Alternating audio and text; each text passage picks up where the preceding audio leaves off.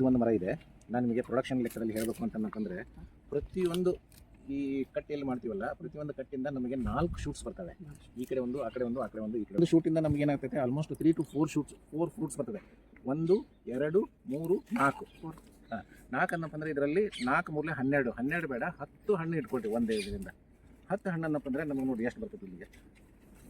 ಇದು ಮರದಲ್ಲಿ ಅಂದಾಜು ಹಣ್ಣುಗಳು ಎಷ್ಟಿದ್ದಾವೆ ನೋಡಿ ಅನ್ನಿಸ್ಬಿಡ್ರಿ. ಅಂದಾಜು ಒಂದು ಮರದಿಂದ ಕನಿಷ್ಠ ಪಕ್ಷ ನಮಗೆ 100 ಫ್ರೂಟ್ಸ್ ಬರಬೇಕು.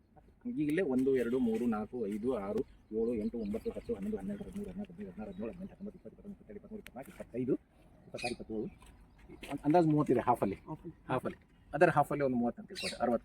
60 2 ಕ್ರಾಪ್ 2 ಸೀಸನ್ ಸೇರಿ ನಮಗೆ 120ರಿಂದ 140 ಹಣ್ಣು ಒಂದು ಗಿಡದಿಂದ ಎಕ್ಸ್ಪೆಕ್ಟ್ ಮಾಡ್ಬೋದು. ಒಂದು ಹಣ್ಣು ಬಂದು ಇದು ಒಂದು ಹಣ್ಣು ಬಂದು ಅಂದಾಜು ನಿಮಗೆ 300ರಿಂದ 400 ಗ್ರಾಮ್ ಬರುತ್ತೆ. 1 kg 3 ಹಣ್ಣು ಬರುತ್ತೆ. ಅಂದರೆ 100 ಫ್ರೂಟ್ಸ್ ಅಂತ ನಾವು ಲೆಕ್ಕ ಮಾಡಿದರೆ 30 kgs ಆಗುತ್ತೆ ಪರ್ ಪ್ಲಾಂಟ್. ಏನಿದೆ 1000 ಪ್ಲಾಂಟ್ಸ್ ಇದೆ.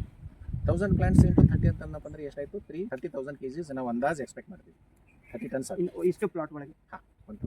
ನಾವು ಮಾರಾಟ ಮಾಡೋದು ಬೆಲೆ ನೋಡ್ರಿ, ನಾವು ಈಗ ಸದ್ಯ ಮಾರಾಟ ಮಾಡ್ತಾ ಇರೋದು 120 ರೂಪಾಯಿ ಕೊಡ್ತಾ ಇದ್ದೀವಿ. 120 ರೂಪಾಯಿ ನಾವು ಹೈಯರ್ ಸೈಡ್ ಅಂದ್ರೂ ಕೂಡ ಬಲ್ಕಲ್ಲಿ ಕೊಟ್ಟಾಗ ಏನಾಗುತ್ತೆ, ಕಡಿಮೆ ಆಗುತ್ತೆ ರೇಟ್. ಕಡಿಮೆ ಅಂದ್ರೂ ಕೂಡ ಹೋಗ್ಲಿ 80 ರೂಪಾಯಿ ಅಂತಲೇ ಹಿಡ್ಕೊ, ಯಾಕಂದರೆ ವೆರೈಟಿ ತುಂಬ ಚೆನ್ನಾಗಿದೆ. 80 ರೂಪಾಯಿ 100 ರೂಪಾಯಿ ರೇಟ್ ಬಂದ್ರೂ ಕೂಡ 100 ರೂಪಾಯಿ ರೇಟೇ ಹಿಡ್ಕೊಟ್ರಿ. 100 ರೂಪಾಯಿ ರೇಟ್ ಅಂದರೆ 30 kgಗೆ ಎಷ್ಟಾಯಿತು? 3000 ಆಯಿತು.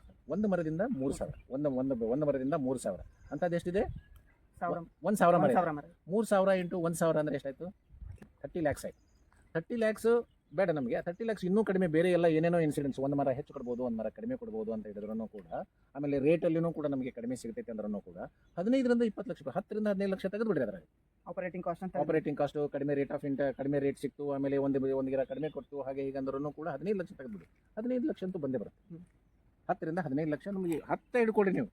10 ಲಕ್ಷ 15 ಲಕ್ಷ ಇಟ್ಕೊಂಡ್ರು ಬೇಡ ಅನ್ನೋದು ಬದಲು 10 ಲಕ್ಷ 10 ಲಕ್ಷ ಹಿಡಿದ್ರೂ ಕೂಡ 1.5 ಎಕರೆ ನಮ್ದು ಕುಂತಿರೋದು.